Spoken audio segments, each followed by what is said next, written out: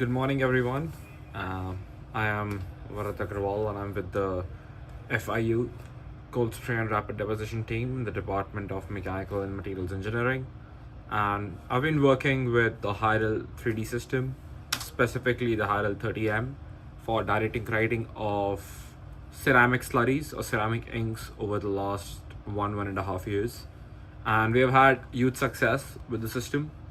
We've predominantly been working with two primary material classes. One is the ultra high temperature ceramics, that is the UHTCs. We've worked with tantalum carbide, hafnium carbide, titanium carbides, and a mixture of all of them.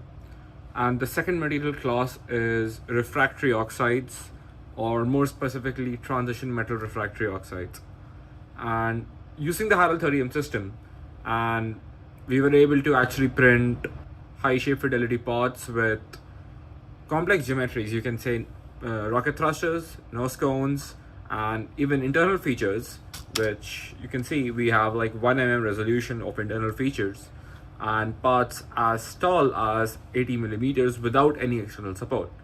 And mind you, the inks are semi-solid to liquidous in nature, and hence depositing an 80 mm part without support is the first time ever done using A, this material class, and B, this system.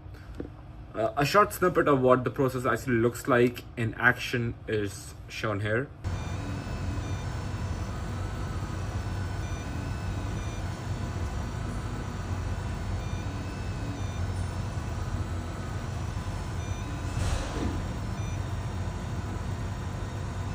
So with that,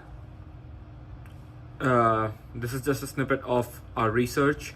We have been trying to push the boundaries with different classes of materials, exploring new material systems, new ink parameters, new printing parameters, and Hyrel 30M system overall has been very helpful.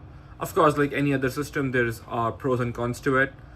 The biggest pro, in my experience, has been the amount of freedom you have when it comes to modulating the parameters, the ink geometries, and so we personally modify the G code manually generated by the system, and it is very compatible.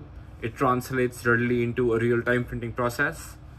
I think the only downside which I feel is the leveling system. I know a lot of technologies these days have automated the whole leveling process, but the leveling with the Hyrel 30M systems could definitely be improved because it still relies a lot on manual calibration, which results in some de-alignment or defects in the print.